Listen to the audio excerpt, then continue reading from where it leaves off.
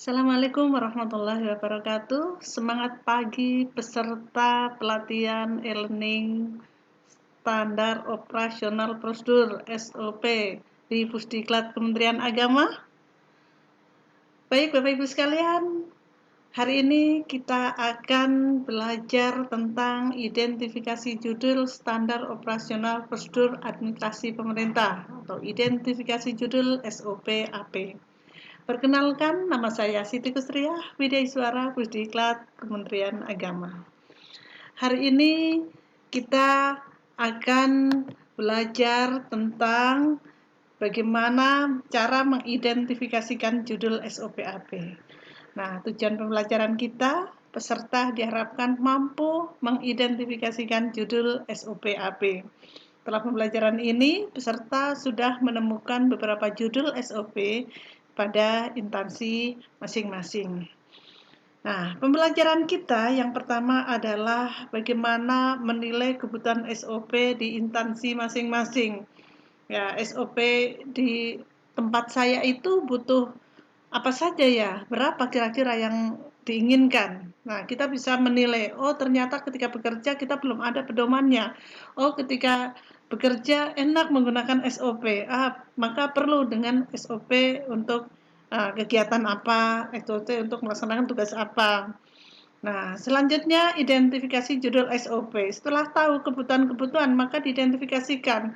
Oh, tugas ini ternyata butuh SOP. Oh, melaksanakan pekerjaan ini ternyata butuh SOP. Dan yang ketiga adalah review judul SOP. Nah, selama ini sudah punya atau belum? Nah, saya yakin di tempat kerja Bapak Ibu semuanya sudah banyak yang memiliki SOP. Nah, kita review ulang judul-judul SOP, apakah masih ada yang kekurangan, ataukah sudah cukup, ataukah mungkin butuh perbaikan, karena judul-judulnya belum sesuai dengan peraturan yang berlaku. Baik, Bapak Ibu sekalian, kita akan yang pertama menilai kebutuhan SOP di instansi masing-masing. Cara penilaian kebutuhan SOP yang pertama adalah mengidentifikasikan SOP yang dimiliki dan perubahan yang diperlukan apa. Oh, sekarang cara kerjanya sudah berbeda dengan yang lalu. Sekarang sudah banyak menggunakan IT. Oh, yang lalu masih konvensional, masih manual, maka sekarang butuh SOP baru yang sesuai dengan kondisi saat ini. Nah, selanjutnya apa sih kira-kira yang masih kurang, kebutuhan SOP apa yang diperlukan oleh organisasi kita? Tentu masih bisa ditemukan walaupun tempat Bapak Ibu semuanya sudah memiliki SOP, apalagi yang belum memiliki. Nah, identifikasi judul SOP berdasarkan tugas dan fungsi. Ini yang pertama kita lakukan. Yang pertama, jangan lupa kita menyusun SOP berdasarkan tugas dan fungsi. Peraturan yang mengatur tugas fungsi organisasi atau ortaker kita apa dan mana, kita harus mencari terlebih dahulu. Identifikasi subfungsi atau orian tugas, rincian tugasnya apa yang bersifat opsional. Maka itu sebagai landasan kita menyusun judul SOP. Untuk itu, silakan Bapak Ibu semua siapkan dan ambil tugas dan fungsi semuanya sebelum melanjutkan ke slide berikutnya. Nah, identifikasi judul SOP AP berdasarkan tugas dan fungsi. Yang pertama adalah mengidentifikasikan kegiatan, karena SOP ini adalah dibuat judulnya berdasarkan kegiatan yang dilaksanakan, bukan jabatan, tapi kegiatan atau pekerjaannya. SOP adalah langkah atau aktivitas dalam melaksanakan pekerjaan. Maka pekerjaan atau kegiatan yang menjadi landasan pembuatan judul SOP. Rincian uraian tugasnya apa? Subfungsinya apa? Nah, setelah itu identifikasikan outputnya. Output yang dihasilkan dari pelaksanaan tugas yang dimiliki. Skop finalnya apa? Hasilnya apa ketika saya melaksanakan tugas ini? Maka itulah menjadi judul SOP nantikan. Baik, Bapak Ibu sekalian, pastikan sudah menemukan kegiatan real dan output yang dihasilkan sebelum melanjutkan ke slide berikutnya. Nah, identifikasi judul SOP AP berdasarkan tugas dan fungsi. Tadi sudah outputnya tahu, tidak ada yang dibatasi periode waktu atau tahun anggaran ataupun tahun perencanaan. Karena berulang periode tertentu, maka tetap dibuat SOP-nya. Walaupun pelaksanaannya 5 tahun sekali atau 1 tahun sekali, maka tetap dibuat SOP-nya, karena itu menjadi tugas dan fungsi organisasi yang seharusnya dilaksanakan dan dihasilkan output-nya. Nah, dasar penentuan aspek atau prosedur dan judul SOP. Nah, dalam menentukan judul SOP, maka sebagai dasar penentuannya adalah output, ditambah aspek dan keterangan. Outputnya surat, maka aspeknya pembuatan surat, keterangannya misalnya surat keluar, SOP pembuatan surat keluar, misalnya.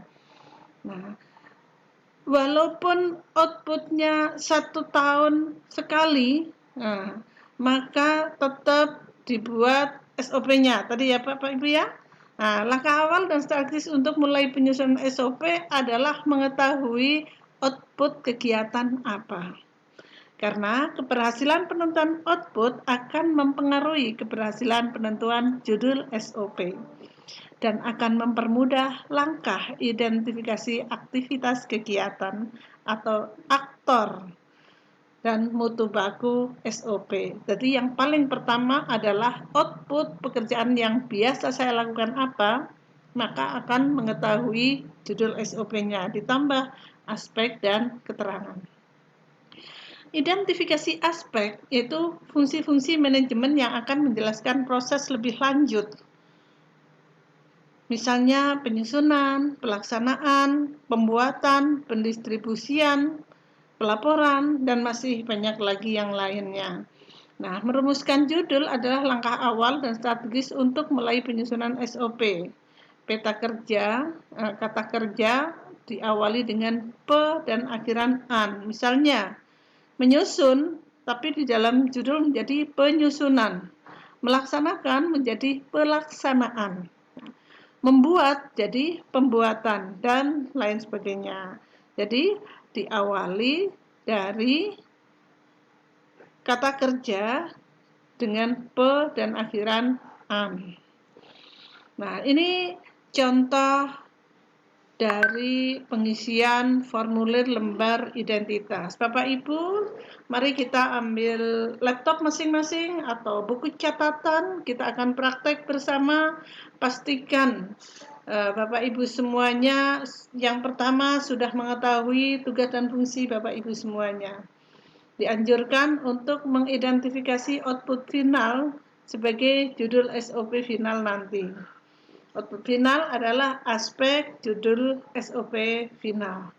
Nah, contoh di sini kalau Bapak Ibu lihat secara seksama, yang pertama nomor, yang kedua tugas. Tugasnya apa? Tugas fungsi Bapak Ibu semuanya. Ini contohnya melaksanakan uraian bidang kepegawaian dan kesejahteraan. Karena ini semua pesertanya pegawai, jadi saya ambil yang umum saja tentang kepegawaian.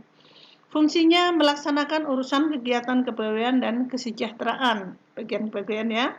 Nah, subfungsinya apa? Misalnya melaksanakan urusan kegiatan kepegawaian, melaksanakan urusan kegiatan kesejahteraan, dan masih banyak lagi yang lain.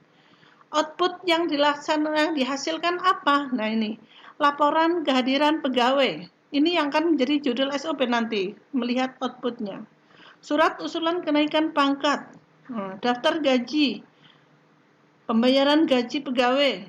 Nah, maka aspek yang tepat untuk output ini adalah pembuatan laporan kehadiran. Berarti judul SOP-nya menjadi pembuatan laporan kehadiran pegawai.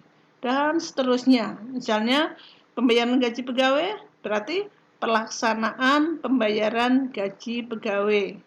Nah, ini judul SOP-nya. Baik Bapak Ibu sekalian, saya kira sudah jelas bagaimana cara kita membuat judul SOP. Nah, sebelum Bapak Ibu membuat judul SOP, ada catatan terpenting dalam pembuatan judul adalah yang pertama, aspek harus diawali dengan pe dan akhiran an ditambah output untuk judul. Harus ada ini ya. Nah, kalau mungkin ada keterangan boleh ditambahkan. Kalau tidak ada juga tidak apa-apa. Setiap kegiatan yang melibatkan tim, maka judulnya penyusunan. Kadang bingung, ini penyusunan atau pelaksanaan ya? Nah, ini majalah, ini seminar, ini kegiatan apa penyusunan ya, dan lain sebagainya. Atau penyelenggaraan ya. Jika ada panitia, maka penyelenggaraan. Diklat, ini ada panitianya, maka penyelenggaraan. Oh, majalah ada tim redaktur, maka penyusunan. Oh, menulis, membuat daftar hadir, oh tidak ada tim, tidak ada panitianya, maka dia pelaksanaan atau pembuatan. Jika tidak ada keduanya, maka pelaksanaan atau pembuatan.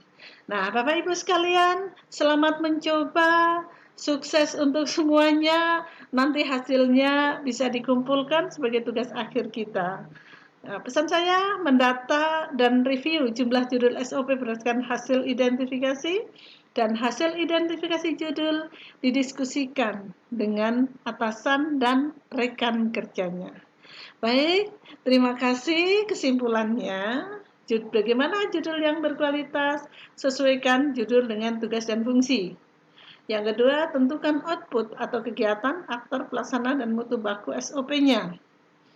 Nah, yang ketiga, aspek pe dan an, mengandung awalan pe dan akhiran an, ditambah output kegiatan yang melibatkan tim penyusunan. Jika ada panitia penyelenggaraan, tidak ada keduanya, pelaksanaan atau pembuatan.